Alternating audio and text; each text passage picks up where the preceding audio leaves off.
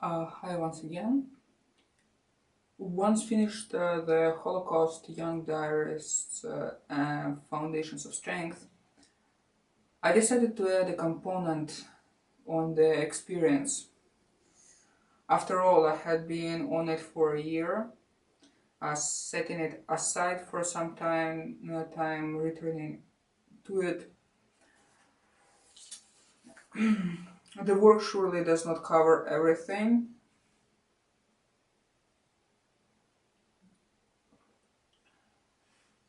There is a separate research which could be done nearly upon every mention made.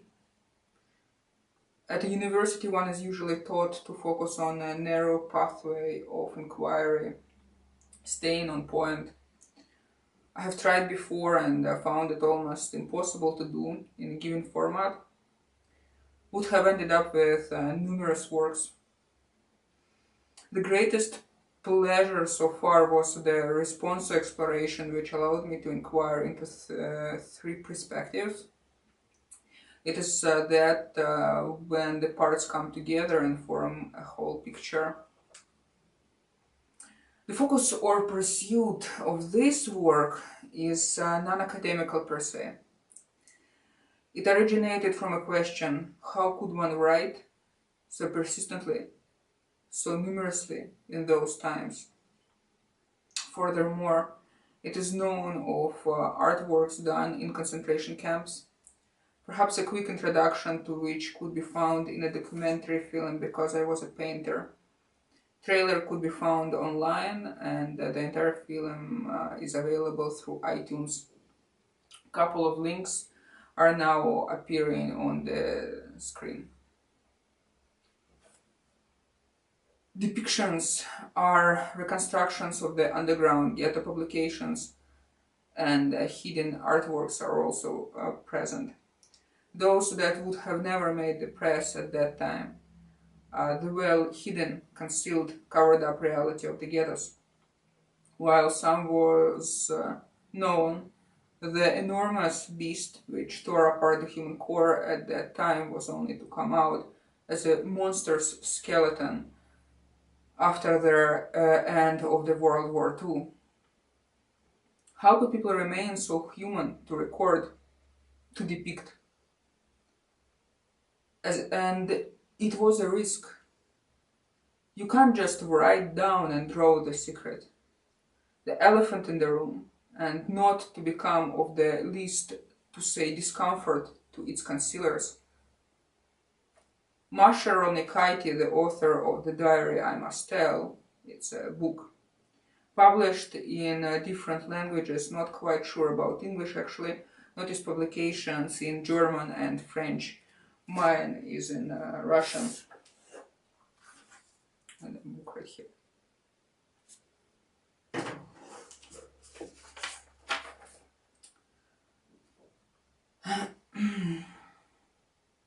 So in her diary, she mentioned the cautions related to such writing.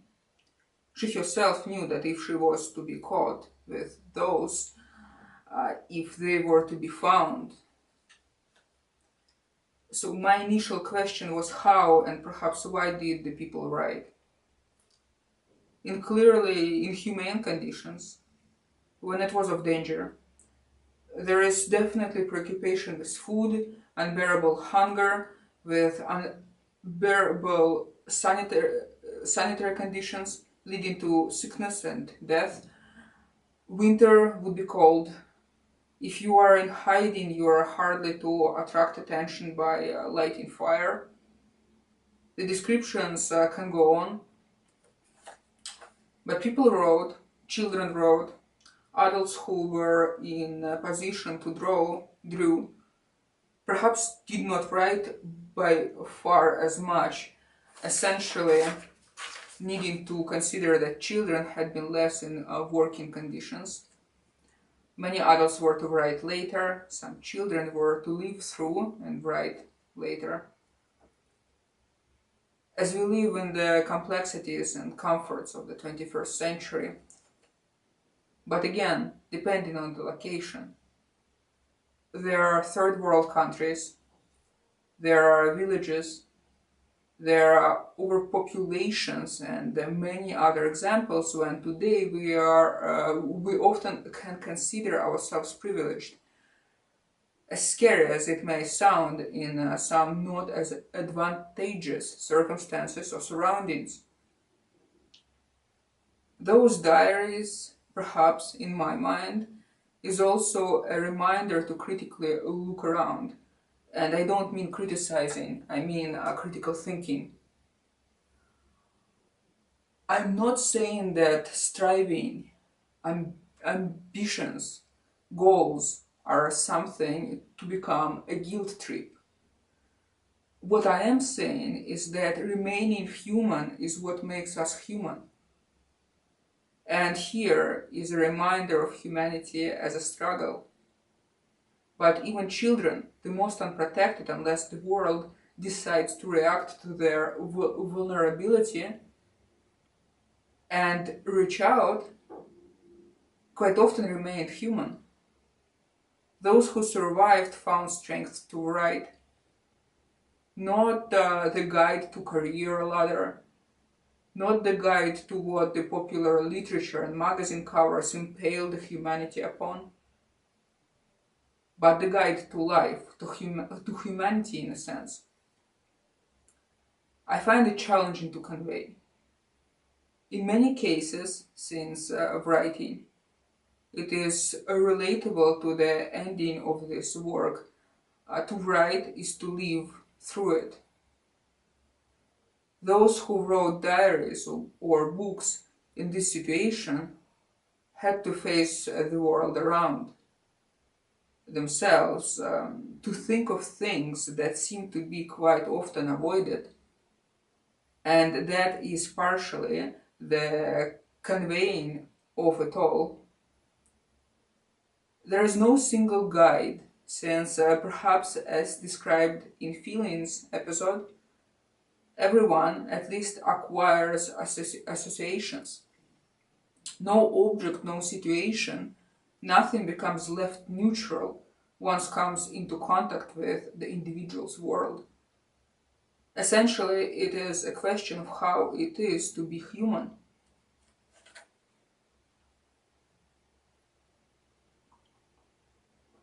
I knew someone who likes to read biographies, at least so I was told.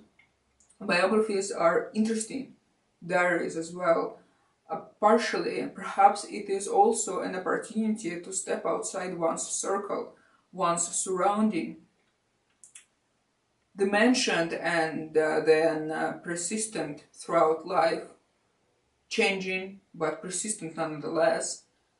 Well, unless one is to go into an absolute isolation, cut the informational connections, and so on. As mentioned in the last part of this work, surrounding, perhaps biographies and diaries invite people, people change, people impact, surrounding changes. As you are watching this video, I'm becoming a part of your surrounding. You might be detailing, agreeing, or disagreeing, reaching into your own thoughts and experiences while listening and watching this video. To note, I'm quite open. Should you like to comment or get in touch with me, some contact information is to appear on the screen right now.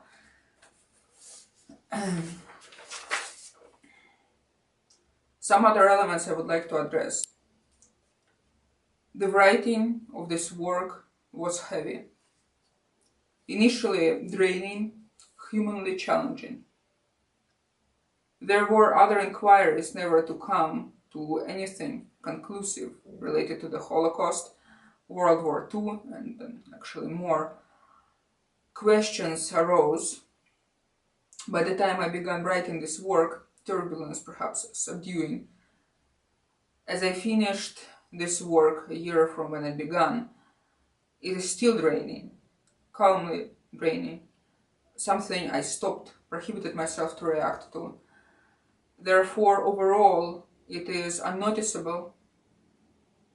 In other words, this is what it might entail, this writing, this inquiries, thinking and embracing our world overall as it is.